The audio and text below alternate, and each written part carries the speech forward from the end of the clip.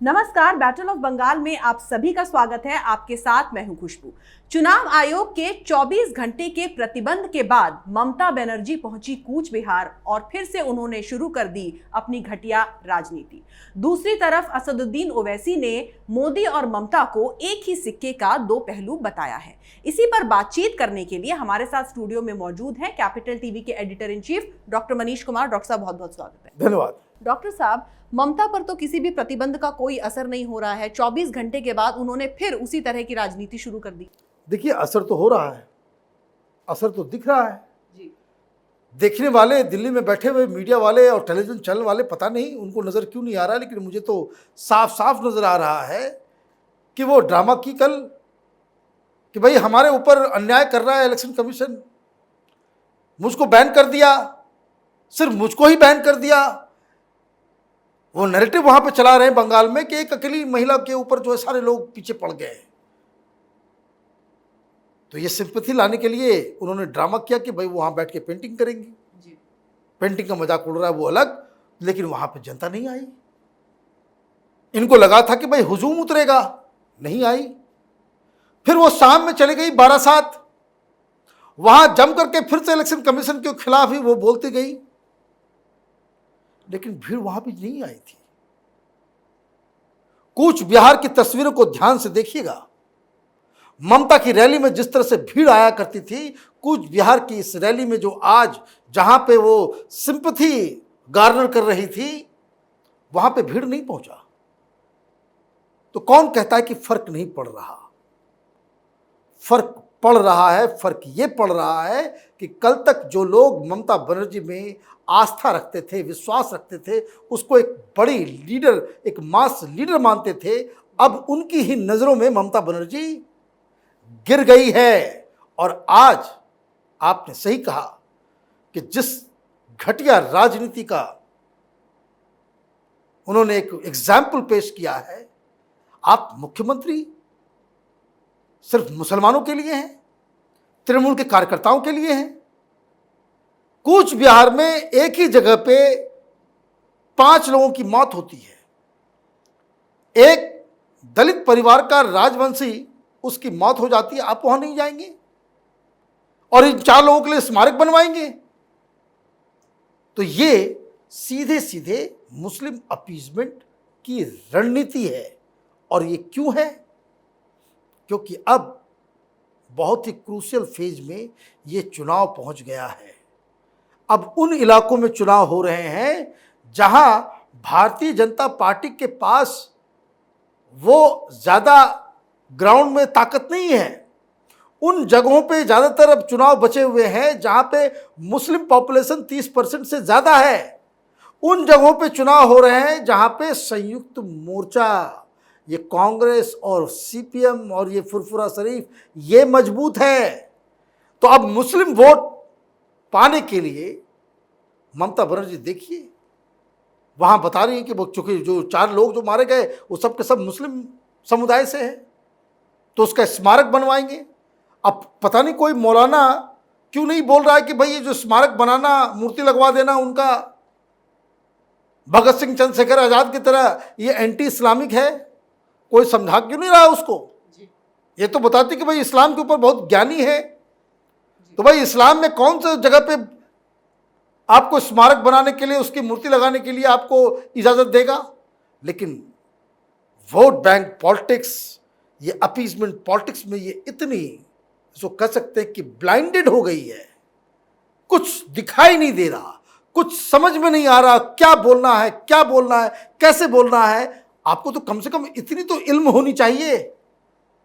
भाई इस्लाम में इस तरह के स्मारक वगैरह की जगह नहीं है, किसी की तस्वीर आप नहीं लगा सकते, लेकिन फिर ये बोल रहे हैं। और बाकी सारे मौलाना ये जो पैसा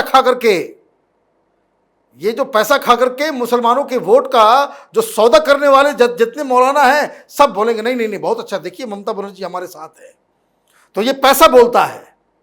तो ये सारी चीजें हो रही है। तो पॉइंट क्या है? पॉइंट बस इतना ही है कि ममता बनर्जी अब गलती से भी किसी मंदिर की तरफ ताकेगी भी नहीं। अगर हिम्मत है कूच बिहार में, मुर्शिदाबाद में, दिनाजपुर में, मालदा में आप रैली करें और एक बार चंडी पाठ हो ही जाए। अब देखे भाई कोई शांडिल्य ब्राह्मण है कौन, है ना, अब एक बार अब उनको करके दिखाना चाहिए। तो अब नहीं दिखाएंगे, अब जो है वो मुस्लिम अपीजमेंट करेंगी। बाल के ऊपर, सिर के ऊपर जो है वो पल्लू होगा सफेद साड़ी का, और देखिएगा अभी किस तरीके से भी हाथ जोड़ेगा।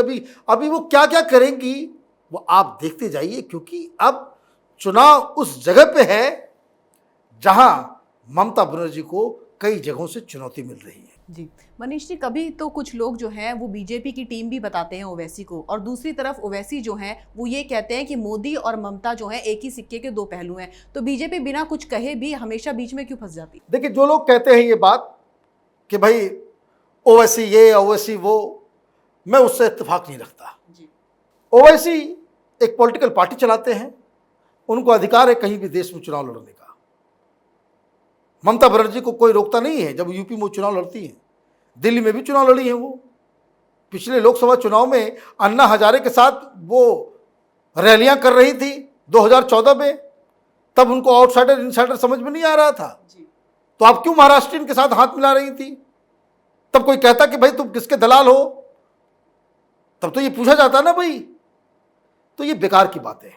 कोई पॉलिटिकल पार्टी है वो देश के किसी भी जगह पे लड़ सकती है और उसका स्वागत होना चाहिए, उससे डेमोक्रेसी मजबूत होती है। हाँ, आप उसकी विचारधारा को क्रिटिसाइज करें, आप उसकी विचारधारा के ऊपर आप कटाक्ष करें, बात समझ में आता है।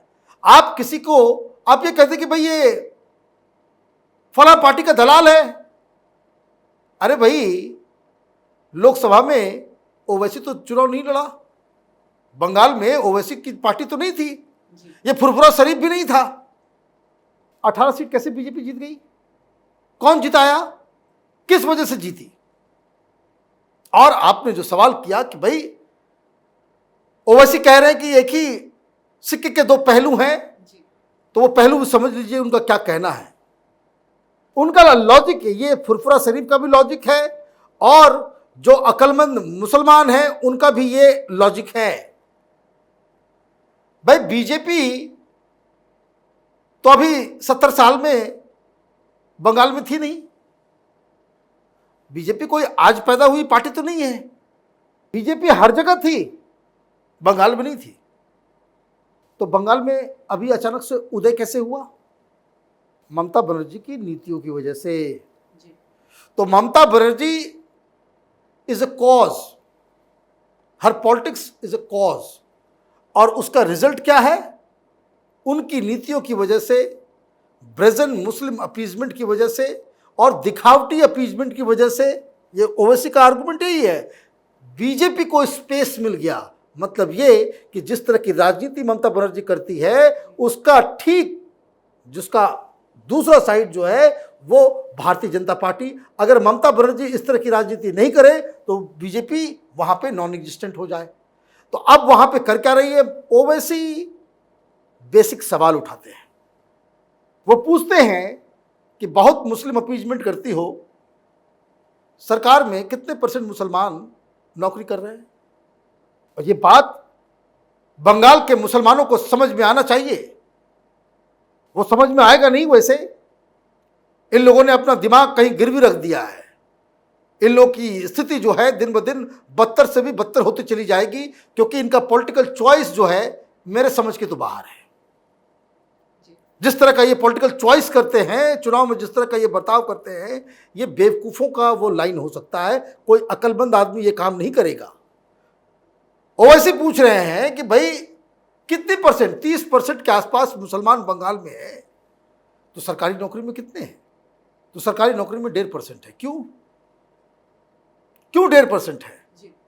मौलानाओं को आपने तो सरकारी खजाने से पैसा दे दिया, जो केजरीवाल करता है, फ्री कर दो, ये कर दो, वो कर दो, वो कर दो। अरे उससे डेवलपमेंट होगा मुसलमानों के एजुकेशन के लिए, मुसलमान लड़कियों के एजुकेशन के लिए, मुस्लिम लड़कियों के डेवलपमेंट के लिए, उनके सोशल एंड इकोनॉमिक डेवलपमेंट के लिए। जो कारीगर हैं, जो काश्तकार हैं, उसके लिए आपने क्या किया? कुछ नहीं किया। आप करते क्या है? तो मौलानाओं को चेक दे दो, चुनाव से पहले सबके मुंह में पैसे डाल दो, और ये मौलाना जो हैं अपनी जेबी भरने के लिए ये हर जुमे की नमाज के बाद वो अपना भाषण देंगे कि भाई ममता बनर्जी ही जो है हमारी जान प्राण की रक्षा कर सकती है। तो ये जो ब्रेजन तरीके से मुस्लिम समुदाय जो बिहेव करता है, उससे ओवैसी यही कह रहे हैं कि भाई उससे भारतीय जनता पार्टी को स्पेस मिल जाता है। अब बोल रहे भाई गुजरात नहीं चाहिए, गुजरातियों के हाथ में हम बंगाल नहीं जाने देंगे, गुजरात नहीं बनने देंगे। अरे भाई गुजरात बनने दोगी तो बंगाल का मुसलमान जो है वो सबसे अमीर हो जाएगा। गुजरात में मुसलमान की संख्या बहुत ही कम है, 10-12% के आसपास, 11% सरकारी जॉब्स में मुस्लिम्स हैं वहां पे। गुजरात के मुसलमान सबसे अमीर मुसलमान हैं देश के अंदर। उनको नहीं चाहिए होता है, वहां के इमामों को नहीं चाहिए होता ये 1000 रुपए का तनख्वाह। तो ये चीज है। तो अब ये तो खैर मुस्लिम समाज को समझना है। तो ये अभी जो पोजीशन जो आ गया है कि भाई अचानक से फुरफुरा शरीफ भी एक्टिव हो गया, ओवैसी साहब भी न्यूज में आ गए, कांग्रेस पार्टी भी अब जो है वो, क्योंकि ये इलाका जो मैं बार बार शुरू से कह रहा हूं और काउंटिंग के दिन मेरी बात को याद रखिएगा, ममता बनर्जी अगर इन 3 जिलों के अंदर 80% सीट अगर नहीं ला पाती है, ममता बनर्जी 100 का आंकड़ा क्रॉस नहीं कर सकेगी।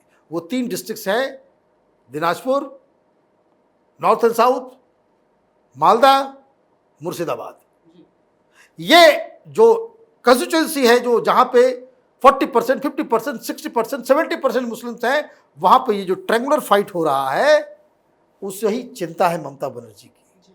और इसलिए ओवैसी वहां पहुंच के ममता बनर्जी के खिलाफ कैंपेन कर रहे हैं। वहां पे अब्बास सिद्दीकी का कैंपेन चल रहा है, काफ़ी भीड़ वो जुटा रहे हैं। और ममता बनर्जी के जो अपीजमेंट के नाम पे जिस तरह का उन्होंने धोखाधड़ी वाली राजनीति की है, उसका कुछ लोग जो है उसका विरोध भी कर रहे हैं। तो कम्युनिस्ट, कांग्रेस, ओवैसी, अब्बास सिद्दीकी वर्सेस ममता के बीच लड़ाई है किस चीज़ का? मुस्लिम वोटों के लिए।